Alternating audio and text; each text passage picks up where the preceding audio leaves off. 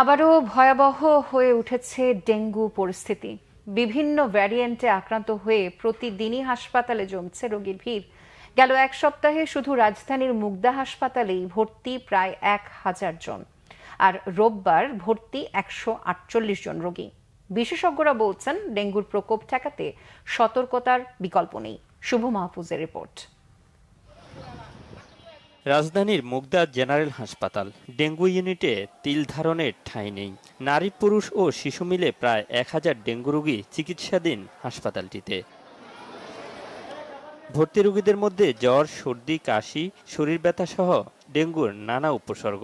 বেশিরভাগ রোগী জানান, শুরুতে বাসায় চিকিৎসা নিলেও পরে বাধ্য হয়ে হাসপাতালে আসেন তারা। ফার্স্টে জ্বর ছিল ৩ দিন, অতিরিক্ত জ্বর ছিল, তো টেস্ট করালাম ইবনে সিনা থেকে, ওইখান থেকে ডেঙ্গু পজিটিভ আসছে। সমস্যাটা হচ্ছে অতিরিক্ত মাথা ঘুরায়, মাথা ব্যথা করে। প্রায় ১২ দিন যাবত জ্বর এবং বসতে পারে না। হ্যাঁ, এর সাথে প্রস্রাবের ইনফেকশন আসছে, বমি করে, পেটে ব্যথা। ডাক্তাররা বলছে যে এখানে ভর্তি হয়ে চিকিৎসা নিতে হবে আর কি। বমি ছিল আর ৪ দিন যাবত ধরে জ্বর ছিল, এটাই ওর সবগুলো ছিল। কালকে টেস্ট করাইছি, ওর ডেঙ্গু পজিটিভ আসছে। হাসপাতাল কর্তৃপক্ষ জানায়, জানুয়ারি থেকে জুলাই পর্যন্ত ডেঙ্গু আক্রান্ত ভর্তি রোগীর সংখ্যা ছিল ২,৮০০ জন। সংক্রমণ বাড়তে থাকায় শুধু আগস্টে সমপরিমাণ রোগী ভর্তি হয় মুগদা হাসপাতালে, আর সেপ্টেম্বরের প্রথম ৮ দিনে ভর্তি প্রায় ১,০০০। হঠাৎ ডেঙ্গুর প্রকোপ বাড়ার পেছনে সিটি কর্পোরেশনের তদারকির অভাবের পাশাপাশি মানুষের অসতর্কতাকেও দায়ী করছেন চিকিৎসকরা। আমাদের পরিষ্কার পরিচ্ছন্নতার অভাব, এমনকি আমাদের হাসপাতালেও। আগে আমাদের হাসপাতালে প্রায় প্রতিদিনই যে ময়লাগুলো জমতো সেগুলো সিটি কর্পোরেশন নিয়ে যেতেন। গত প্রায় মাসখানেক হলো যেটা হচ্ছে, ৭ দিন ১০ দিনেও ময়লা পরিষ্কার হচ্ছে না। এই ময়লা আবর্জনাগুলোর মধ্যেই কিন্তু এই ডেঙ্গি মশাগুলোর উৎপত্তি হয়, এবং এটা যে হচ্ছে এবং নিয়মিত যে ক্লিনিং হচ্ছে না আমাদের চারিপাশ, সেটা কিন্তু আমরা তার প্রমাণই হচ্ছে এই মাসের প্রথম এক সপ্তাহে প্রায় ১,০০০ রোগী ডেঙ্গির আমাদের এখানে ভর্তি থাকা। উপসর্গ দেখা দিলেই ঘরোয়া চিকিৎসা না নিয়ে দ্রুত হাসপাতালে আসার পরামর্শ চিকিৎসকদের। শুভ মাহফুজ, বাংলা ভিশন, ঢাকা। শিল্পাঞ্চল আশুলিয়ার পরিবেশ আজও থমথমে। যৌথ বাহিনীর কঠোর প্রহরায় কিছু কারখানায় কাজ চললেও বন্ধ রয়েছে অনেকগুলো কারখানা। সকালে মাইকিং করে কারখানা বন্ধের ঘোষণা দিয়েছেন মালিকপক্ষ।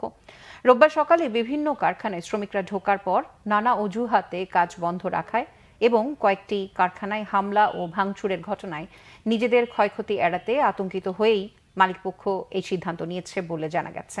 শিল্পাঞ্চলে মোতায়েন রয়েছে যৌথ বাহিনীর বিপুল সংখ্যক সদস্য। রংপুরের পীরগাছা উপজেলা বিএনপির আহ্বায়ক আমিনুল ইসলাম রাঙার বিরুদ্ধে করা মামলা প্রত্যাহারের দাবিতে ৭ ঘণ্টার হরতাল কর্মসূচি পালন করছে পীরগাছা বাজার দোকান মালিক ব্যবসায়ী সমিতি। সোমবার সকাল ৬টা থেকে দুপুর ১টা পর্যন্ত সব ব্যবসা প্রতিষ্ঠান বন্ধ করে শান্তিপূর্ণভাবে এই হরতাল পালন করা হচ্ছে।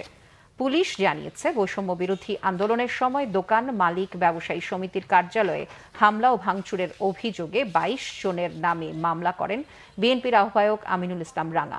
এতে ক্ষুব্ধ হয়ে ওঠা বৈষম্য বিরোধী ছাত্র জনতা বিক্ষোভ সমাবেশ করে। তারা রাঙার পদত্যাগ সহ মামলা প্রত্যাহারের দাবিতে শনিবার অবস্থান কর্মসূচি পালন করেন। পরে ছাত্র জনতার বিজয় মিছিলে গুলি বর্ষণের ঘটনায় উপজেলা বিএনপির আহ্বায়ক আমিনুল ইসলাম রাঙার বিরুদ্ধে মামলা করেন আন্দোলনে পুলিশের গুলিতে আহত শিক্ষার্থী আমিনুল হক। এলাকায় আইনশৃঙ্খলা পরিস্থিতি স্বাভাবিক রাখতে অতিরিক্ত পুলিশ সদস্য মোতায়েন করেছে প্রশাসন। নরসিংদীর মেঘনা নদী থেকে নিয়ম বহির্ভূতভাবে বালু উত্তোলনের অভিযোগ উঠেছে প্রভাবশালীদের বিরুদ্ধে।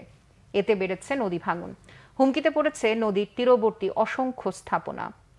গত ৫ বছরে নদীগর্ভে গেছে অন্তত ১,৫০০ বিঘা কৃষি জমি।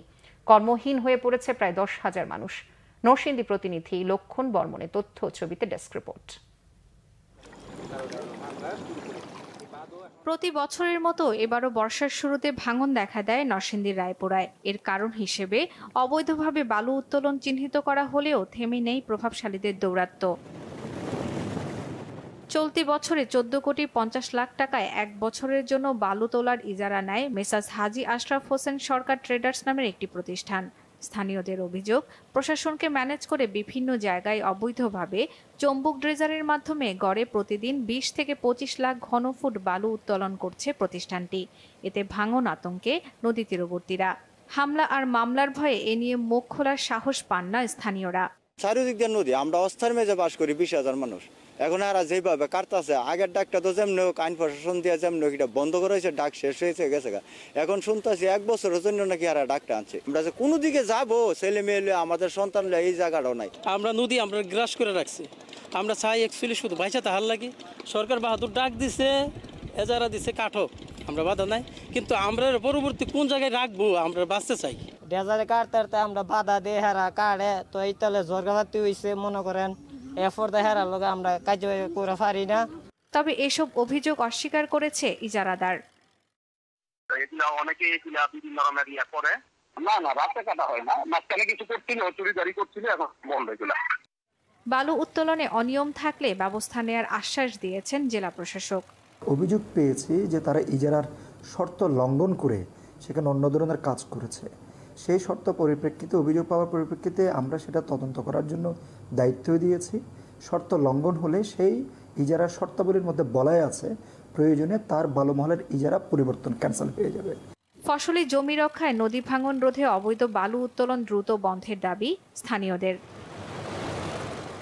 Bangla vision news desk. এবার আন্তর্জাতিক প্রসঙ্গ। পাকিস্তানের সাবেক প্রধানমন্ত্রী ইমরান খানের মুক্তির দাবিতে রাজধানী ইসলামাবাদে বিশাল সমাবেশ করেছে পাকিস্তান তেহরিক ইনসাফ পিটিআই। এই সমাবেশ থেকে ইমরানকে মুক্তি দিতে 2 সপ্তাহ সময় বেঁধে দিয়েছে দলটি। রোববার কঠোর নিরাপত্তার মধ্যে ইসলামাবাদে বিক্ষোভে অংশ নেয় পিটিআই নেতাকর্মীরা। পাকিস্তানের সাবেক প্রধানমন্ত্রী ইমরান খানের মুক্তির দাবিতে হাজারো সমর্থক শহরের দিকে অগ্রসর হয়। তাদের আটকাতে রাস্তায় কন্টেইনার রেখে বিভিন্ন বাধা বিপত্তি তৈরি করে পুলিশ। পরে পুলিশের সঙ্গে সংঘর্ষ ঘটে। ইমরানকে মুক্তি দিতে 2 সপ্তাহের সময় বেঁধে দিয়ে হুঁশিয়ারি উচ্চারণ করেন খাইবার পাখতুনখোয়ার মুখ্যমন্ত্রী আলী আমিন গান্দাপুর। বলেন, আইনিভাবে মুক্তি না দেয়া হলে পিটিআই নেতারাই তাকে মুক্ত করবে। বিক্ষোভে পিটিআই এর নেতাকর্মীদের বাধা দেয়ায় ক্ষোভ প্রকাশ করেন দলটির নেতা হাম্মাদ আজহার। বলেন, সরকারের এই বাধা বুঝিয়ে দিয়েছে যে তারা ইমরান খান ও তার সমর্থকদের ভয় পায়। এর আগে 2022 সালে প্রধানমন্ত্রিত্ব হারানোর পর ইমরান খানের বিরুদ্ধে বিভিন্ন মামলা হয়। এসব মামলা এখন কারাগারে রয়েছেন তিনি। এই ছিল এখনকার মতো। পরের সংবাদ বেলা 12টায় দেখার আমন্ত্রণ রইল। এছাড়া বাংলা ভিশন সংবাদ ও সংবাদ সংশ্লিষ্ট অনুষ্ঠান দেখতে ভিজিট করুন www.bvnews24.com ও facebook.com/banglavisionnews এবং সাবস্ক্রাইব করুন youtube.com/banglavisionnews। এতক্ষণ সাথে থাকার জন্য ধন্যবাদ সবাইকে।